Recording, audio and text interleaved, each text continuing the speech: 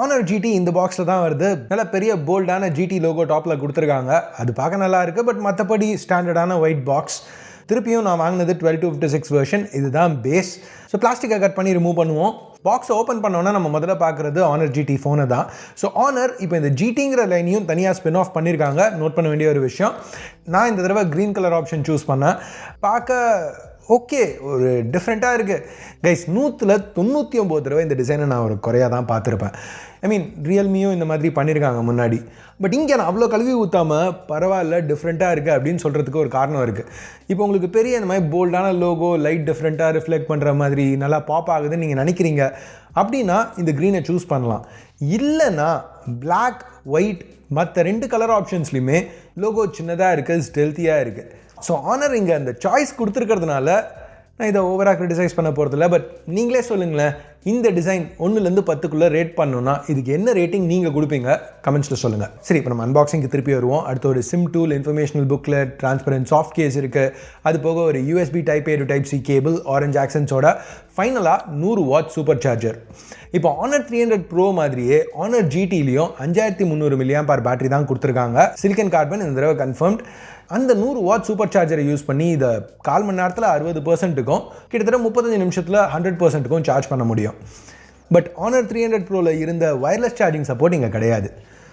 நான் Honor GT வீடியோவில் சும்மா 300 Proனே பேசுனிக்கிற அப்படின்னு கேட்டிங்கன்னா அது காரணம் என்னென்னா, இதுக்கும் Honor 300 Proக்கும் நிறைய சிமிலாரிட்டிஸ் இருக்குது. இதை சிம்பிளாக சொல்லணும்னா, இப்போ சாம்சங்கோட A சீரிஸ் M சீரிஸ் இருக்குல்ல, A சீரிஸ் ஆஃப்லைன் ஃபோக்கஸ்ட் ஏதாவது 1-2 எக்ஸ்ட்ரா ஃபீச்சர்ஸோட, பட் அதில் இருக்கிற பேசிக்காக இருக்கிற அதே ப்ராசஸர், அதே கேமரா, அது எல்லாத்தையும் எடுத்து M சீரிஸில் ஆன்லைனில் இன்னும் கொஞ்சம் காம்படிட்டிவ் ப்ரைஸ்க்கு லான்ச் பண்ணுவாங்க. ஸோ அதே மாதிரி தான் Honor 300 Pro Honorோட சாம்சங் A சீரிஸ், இந்த ஃபோன் Honorோட சாம்சங் M சீரிஸ். ஸோ அந்த மாதிரி இருக்கிறதுனால இந்த 2 ஃபோன்ஸ்க்கும் நிறைய சிமிலாரிட்டிஸ் இருக்குது. எனிவேஸ், அந்த கதைலாம் நம்ம பேசுகிறதுக்கு முன்னாடி, என் பேர் ஆஷ், நீங்கள் பார்த்துட்டு இருக்கிறது C4 Tech தமிழ். இந்த வீடியோ உங்களுக்கு இன்ட்ரெஸ்டிங்காகவோ யூஸ்ஃபுல்லாகவோ இல்லை கொஞ்சம் நல்லா ஷூட் பண்ணியிருக்கேன்னு நினச்சிங்கன்னா, இல்லை இந்த பாருங்கள், ராத்திரி 2:45 மணிக்கு ஷூட் பண்ணுறது கன்சிஸ்டன்சி, ஓகே, கமிட்மெண்ட் அப்படின்லாம் நினச்சிங்கன்னா மறக்காமல் கீழே இருக்கிற தம்ஸ் அப் பட்டன், சப்ஸ்கிரைப் அதெல்லாம் ப்ரெஸ் பண்ணுங்கள்.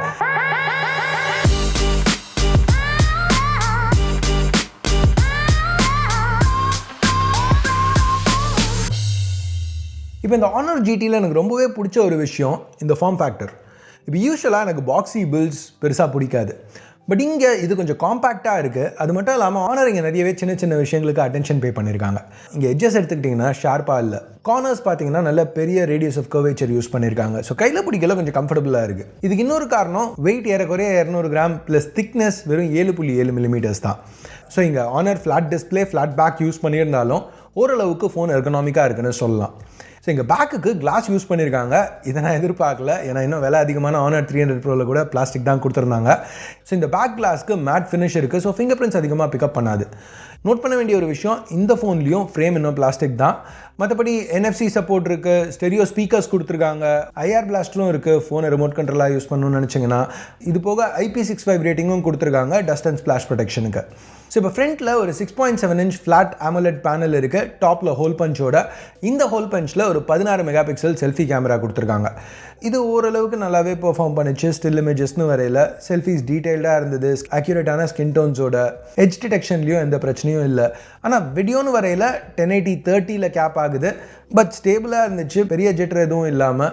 இப்போல்லாம் வர இதுவே கொஞ்சம் கஷ்டமாக இருக்குது ஃபோன்ஸில் கிடைக்கிறதுக்கு. So overall usable footage. சரி, டிஸ்பிளேக்கு திருப்பி வருவோம். நான் சொன்ன மாதிரி 6.7 inches AMOLED panel, 1.5K ரெசல்யூஷனோட.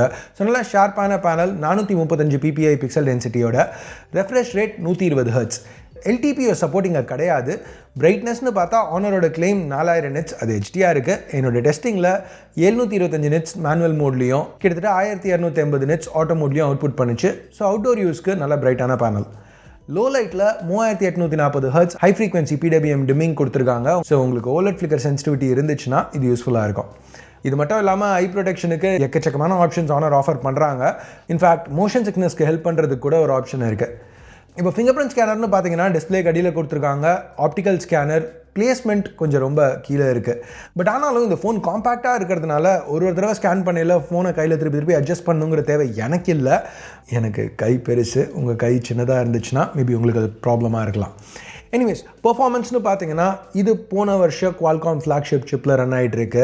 Snapdragon 8 Gen 3, அது கூட 12 இல்லை 16 GB LPDDR5X RAM, அப்புறம் 256 512 GB இல்லை 1 TB வர UFS 4.0 ஸ்டோரேஜ்னு சொல்ல போனால், ஏன்னா அதுதான் பல ஆர்டிகல்ஸில் மென்ஷன் ஆகி பார்க்குறோம்.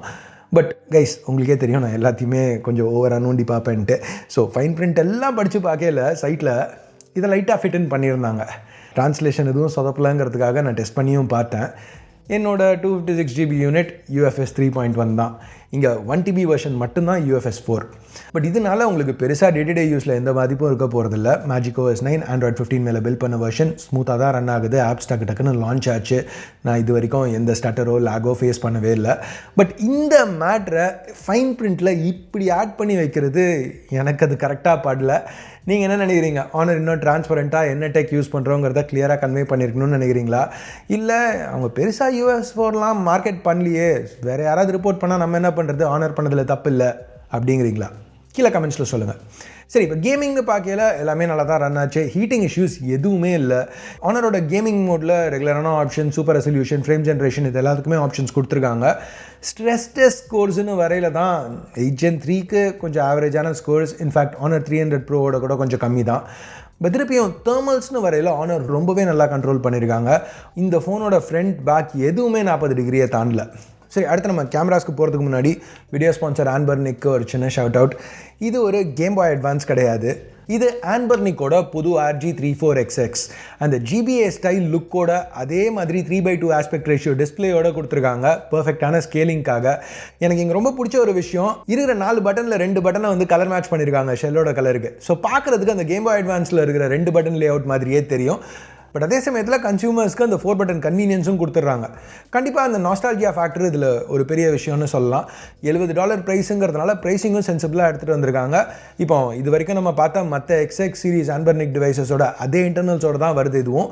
ஸோ Nintendo 64 கேம்ஸ் வரைக்கும் இதில் ஸ்மூத்தாக ரன் பண்ண முடியும். இந்த RG34XX பற்றி இன்னும் தெரிஞ்சுக்கணும்னு நினச்சிங்கன்னா டிஸ்கிரிப்ஷனில் உள்ள லிங்கை செக் பண்ணி பாருங்கள். சரி, இப்போ நம்ம கேமராஸ்க்கு வருவோம். இப்போ ரீசெண்டாக லான்ச் ஆன iQOO Neo 10 இல்லை Realme Neo 7 இந்த ஃபோன்ஸ் மாதிரியே ஆனரும் ஒரு டியூவல் கேமரா செட்டப் தான் யூஸ் பண்ணியிருக்காங்க. பேசிக்காக ஆனர் 300 ப்ரோவில் உள்ள அதே செட்டப், ஜூம் கேமரா மட்டும் இல்லாமல். ஸோ பிரைமரி திருப்பியும் 50 megapixel IMX906 f1.95 lens OIS இருக்கிற லென்ஸோட பேர் ஆயிருக்கு. இமேஜஸ் நல்லா தான் இருந்தது, கரெக்டான எக்ஸ்போஷர், நிறைய டீட்டெயில், மேபி சில இமேஜஸில் சேச்சுரேஷன் கொஞ்சம் பூஸ்ட் ஆன மாதிரி இருந்துச்சு. பட் ஆனர் இங்கே 3 கலர் ப்ரொஃபைல்ஸ் கொடுக்குறாங்க, நேச்சுரல், வைப்ரண்ட், ஆத்தென்டிக். ஸோ அந்த ப்ராசஸிங் உங்களுக்கு வேணுங்கிற மாதிரி நீங்கள் சூஸ் பண்ணிக்கலாம். இப்போ லோ லைட்டில் கூட இந்த IMX906 நல்லா தான் பெர்ஃபார்ம் பண்ணிச்சு. ஆனர் ஹைலைட்ஸை நல்லா கண்ட்ரோல் பண்ணியிருக்காங்க. ஸோ இமேஜஸ் ஏறக்குறைய நேச்சுரலாக தான் இருந்துச்சு பார்க்குறதுக்கு. வீடியோன்னு வரையில் 4K 60 வரைக்கும் ஷூட் பண்ண முடியும். ஸோ இங்கேயும் வீடியோ ஃபுட்டேஜ் குறை சொல்லிக்கிற மாதிரி இல்லை, நல்ல டீட்டெயில், டீசெண்டான ஸ்டேபிளைசேஷன். செகண்டரி கேமரா ஒரு 12 மெகாபிக்சல் அல்ட்ரா வைட். இது பெருசாக சொல்லிக்கிற மாதிரி சென்சர்லாம் இல்லை, கலர்ஸ்லாம் வேரியேஷன்ஸ் இருந்துச்சு. பட் மற்ற காம்படிஷன் டிவைசஸ் எல்லாத்துலேயுமே 8 மெகாபிக்சல் சென்சர், அதுவும் ஃபிக்ஸ்ட் ஃபோக்கஸோட கொடுக்கறதுனால இங்கே இந்த 12 மெகாபிக்சல் ஆட்டோ ஃபோக்கஸோட வரது ஒரு இம்ப்ரூவ்மெண்ட் மாதிரி தெரியுது. ஸோ இந்த ஆட்டோ ஃபோக்கஸ் இருக்கிறதுனால இந்த மாதிரி மேக்ரோ ஷாட்ஸ் ஆனர் GTயில் எடுக்க முடியும். இப்போ நம்ம 300 ப்ரோவில் பார்த்த மாதிரியே இங்கேயும் நிறைய AI ரிலேட்டட் ஃபீச்சர்ஸ் இருக்குது. AI இரேசர், நீங்கள் ஒரு ஷாட் எடுத்ததுக்கப்புறம் எதையாவது ரிமூவ் பண்ணணுன்னா, AI அவுட் பெயிண்டிங், நீங்கள் எடுத்த ஷாட்டை சுற்றி ஏதாவது ஆட் பண்ணணுன்னா 300 ப்ரோ மாதிரியே இங்கேயும் நல்லா தான் ஒர்க் ஆச்சு. அதுக்கப்புறம் AI ஸ்டைல்ஸ் கொடுத்துருக்காங்க. நீங்கள் எடுத்த ஃபோட்டோ ஒரு அனிமே வெர்ஷனாக மாற்றணுன்னா இது யூஸ் பண்ணலாம். ஸோ கைஸ், இது வரைக்கும் நம்ம பார்த்தது எல்லாமே நல்லா தான் இருக்குது, இல்லைன்னு சொல்ல. பட் இந்த ஃபோனோட அல்டிமேட் ஹைலைட் என்ன அப்படின்னு பார்த்தா ப்ரைஸிங் தான். ஆனர் இதை 2200 யுவான்லேருந்து லான்ச் பண்ணியிருக்காங்க. கன்வெர்ட் பண்ணிங்கன்னா கிட்டத்தட்ட $25,500 இல்லை $300. ஸோ இப்போ நான் ஏற்கனவே சொன்ன மாதிரி இந்த ப்ரைஸ் செக்மெண்ட்டில் இப்போ ரீசெண்டாக பல ஃபோன்ஸ் லான்ச் ஆகி பார்த்துருக்கோம். Snapdragon 8 Gen 3 இல்லை Dimensity 9300+ஓட நல்ல பவர்ஃபுல்லான சிப்ஸோட ரீசனபிளான ப்ரைஸ்க்கு. பட் அந்த எல்லாத்துலேயுமே ஆனர் GT கொஞ்சம் ஸ்ட்ராங்காக இருக்கிற மாதிரி எனக்கு பட்டுச்சு. ஏன்னா இதில் Neo 7ஓட அந்த த்ராட்லிங் இஷ்யூஸ் கிடையாது, ரெட்மியோட EAS ஜிட்டர் இல்லை, iQOOவோட கம்பேர் பண்ணையில் பெட்டரான அல்ட்ரா வைட் இருக்குது, ப்ளஸ் ரேட்டும் கம்மி. பட் திருப்பியும் நோட் பண்ண வேண்டிய ஒரு விஷயம், இந்த 4 ஃபோன்ஸ்லையுமே ஆனர் GTயில் தான் இருக்கிறதுலே லோவஸ்ட் கெப்பாசிட்டி பேட்ரி. பட் ஆனாலும் இந்த ஃபோன் அவங்க கேட்குற ரேட்டுக்கு ரொம்பவே ஒரு ஸ்ட்ராங்கான ஆஃபரிங் மாதிரி தான் தெரியுது. ஸோ சைனா விட்டு மற்ற மார்க்கெட்ஸ்லையும் இது லான்ச் ஆச்சுன்னா கன்சியூமர்ஸ்க்கு ரொம்பவே ஒரு நல்ல சாய்ஸாக இருக்கும்னு நினைக்கிறேன். நீங்கள் என்ன சொல்கிறீங்க? குளோபலாக இந்த ஃபோன் லான்ச் ஆச்சுன்னா வாங்குறதுல உங்களுக்கு இன்ட்ரெஸ்ட் இருக்கா? அப்படி இருந்துச்சுன்னா ஒரு ஃபேரான ப்ரைஸ் என்ன இருக்கும்? கன்ஃபார்மாக சைனீஸ் ப்ரைஸ்க்கு இப்போ இந்தியாவில் லான்ச் பண்ண மாட்டாங்கன்னு தெரியும். என்ன ப்ரைஸிங் இதுக்கு அக்செப்டபுளாக இருக்கும்னு நினைக்கிறீங்க? கமெண்ட்ஸில் சொல்லுங்கள். வீடியோ பார்த்ததுக்கு நன்றி. Ash out.